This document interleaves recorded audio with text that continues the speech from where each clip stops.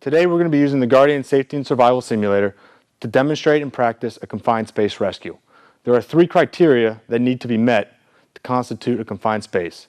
These are: it must not normally be inhabited by humans, it must have a limited means of egress and entry, and it must be big enough for a human to work or perform a task in. Confined spaces are not limited to one type of area. They can be found in urban environments, suburban, and rural. Manholes, silos, rail cars all constitute a confined space. There are a multitude of reasons why a confined space rescue needs to occur. These rescues are not unusual. It could be a worker that has been caught in machinery, it could be a child that has fallen down a hole, or it could just be a person who has been overcome by the atmosphere within the hole itself. There's a chance that one of these rescues might involve one of your own. It is imperative, though, that only trained individuals enter these confined spaces. It does no good if an untrained rescuer goes down into a hole and becomes a victim themselves. If this happens, the rescue team is now trying to rescue 2 victims. Today we're going to be simulating a worker who has fallen down a hole. He is complaining of lower leg pain and needs a vertical extrication through the top of the hole. 2 rescuers are then going to be lowered through the top of the hole using a tripod. They're going to stabilize the victim, assess his injuries, and remove him through the top. In order to simulate this confined space rescue, we're going to be using the Guardian Safety and Survival Simulator.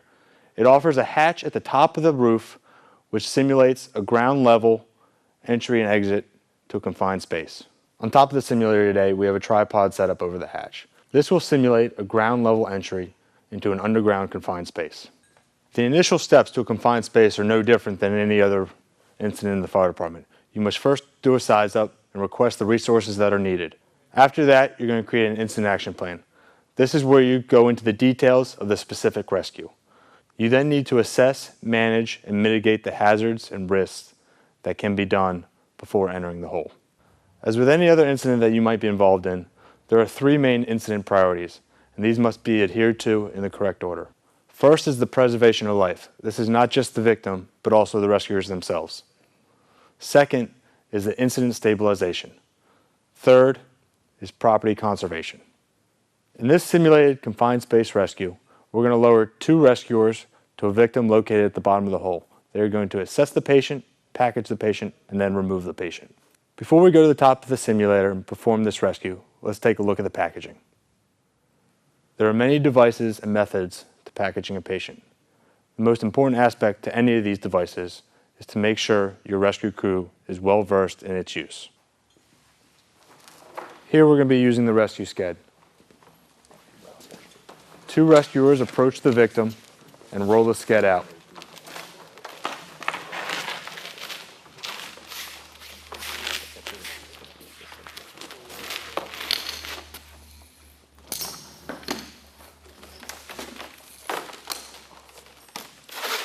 They fold each flap back to help assist to keep the sked flat while loading the patient.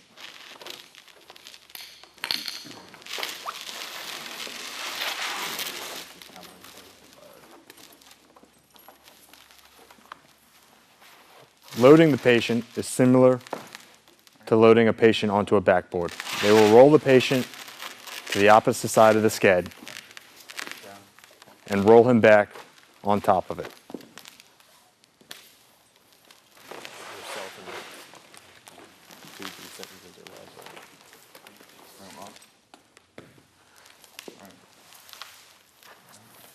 Once centered on the sked device, they will then begin to ratchet down the cross straps.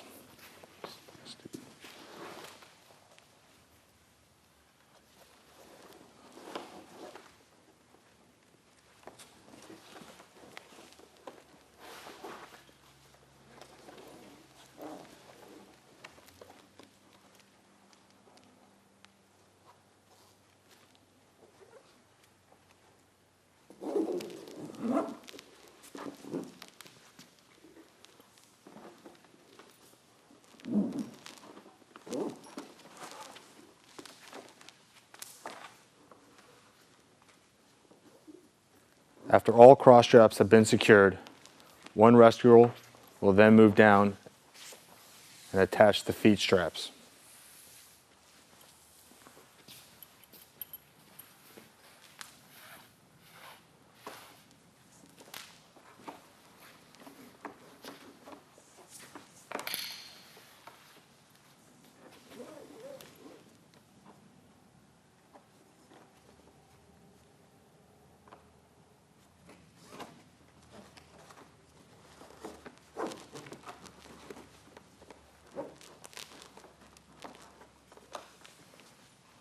They will then take approximately 20-foot piece of rope, split in half with a figure 8 on a bight, and start weaving the rope through the grommets on the sked down the sides.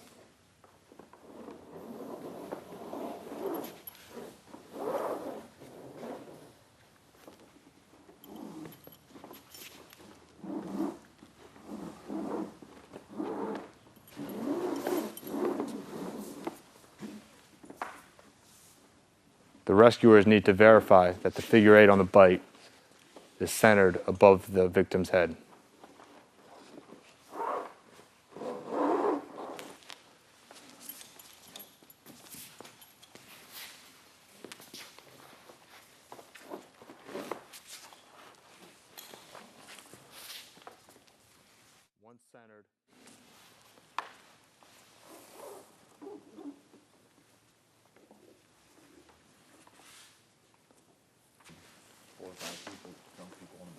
Once centered, a box knot will be tied between the victim's legs at the bottom of the sked.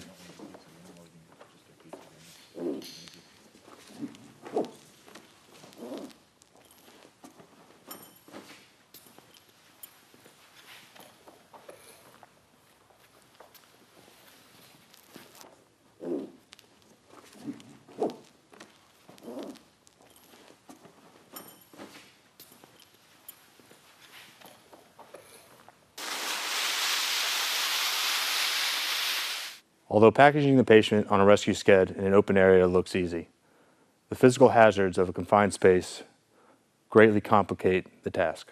Restricting your training to only open areas in ideal situations will give you a false sense of security. It is imperative that these rescue trainings be done in the most realistic environment. Not only will it tax you physically, but it will also tax you mentally. Now that we're on top of the simulator, we're going to go into the evolution of what we're going to do.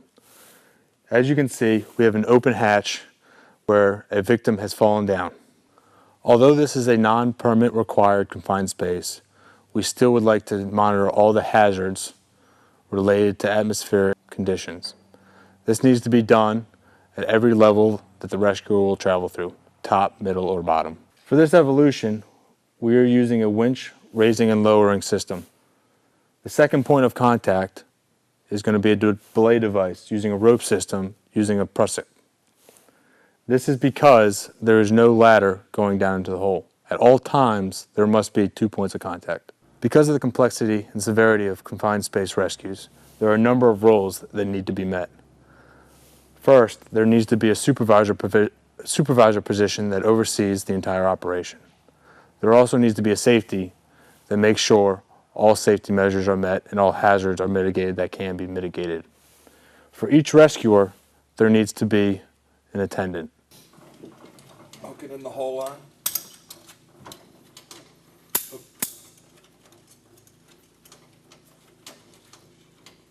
Hooking in the safety line.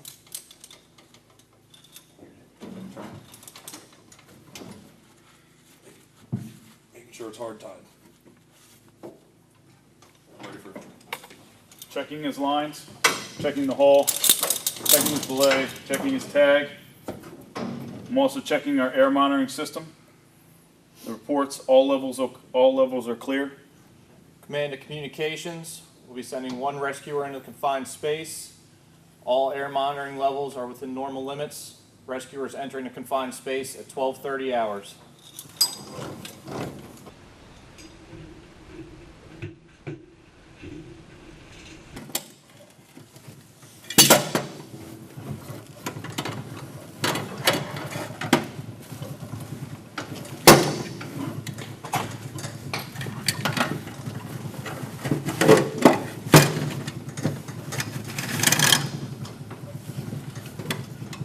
Guardian 1 to command. I've located one adult patient, conscious and breathing, appears to have a leg injury. I'm going to need a sked and an additional rescuer. Command copy. Command to communications. I have a second rescuer entering the confined space at this time. 12:35 hours.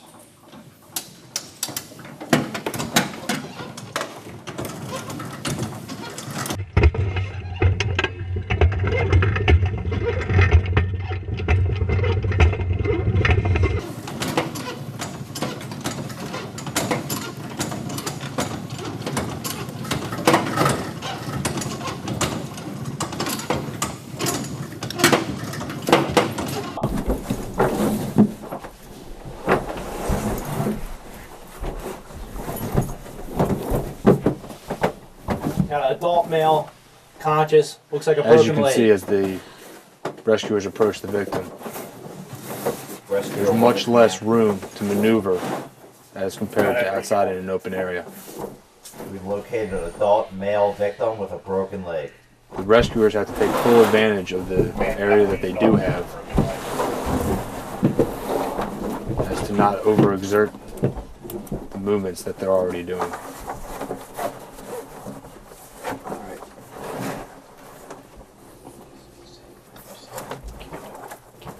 Rescuer 1 to command. We are packaging the patient with a SCED rescue device. As they prepare to package the patient, they unroll the SCED next to the patient. Spin out. This is not an easy operation in tight You in line? quarters. Now are we gonna roll in?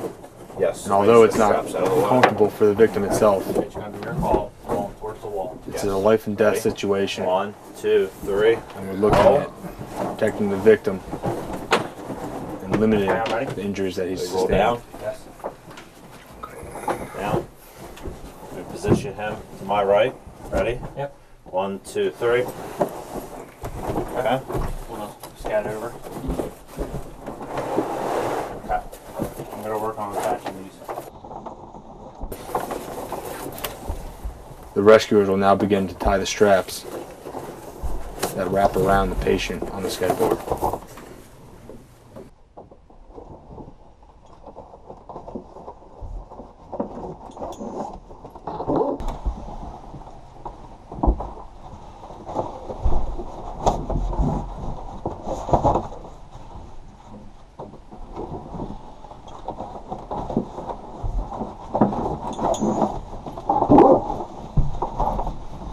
You work on the top too, Yep. and I will attach the feet.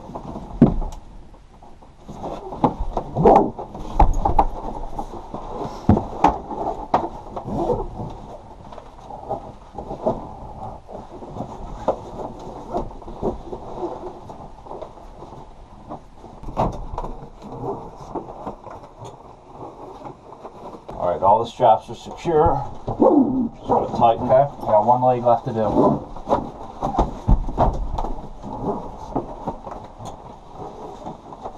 All right. Top 2 are secure.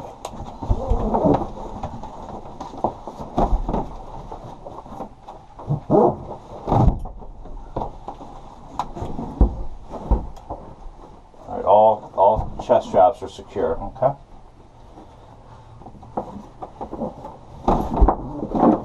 The drag handle out.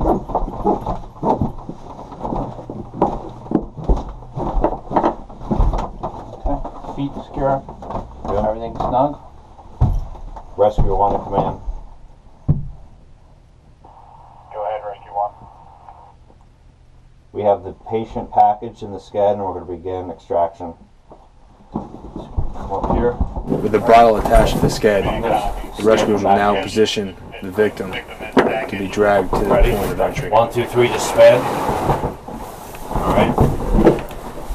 Ready on the count of 3, slow. 1, 2, 3. That's it.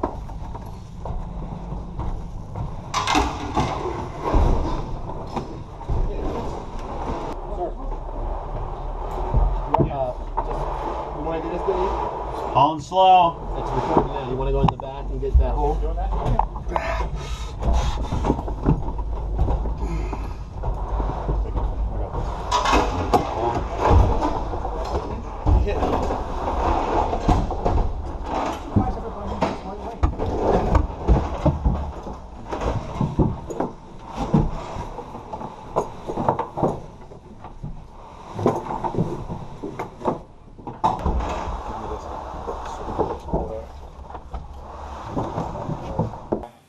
Commander Rescuer 1, are you prepared to raise the victim?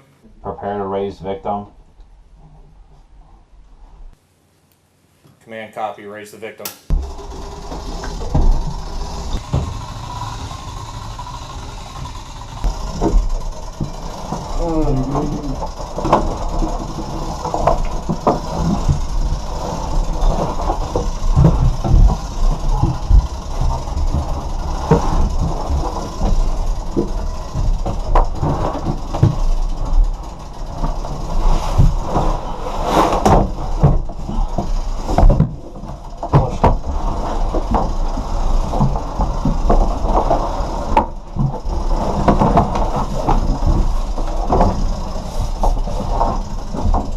comes off the ground.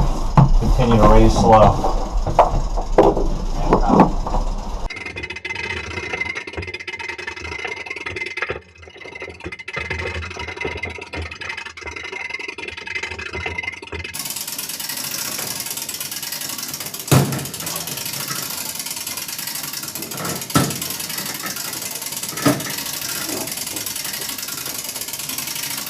We're maxed up.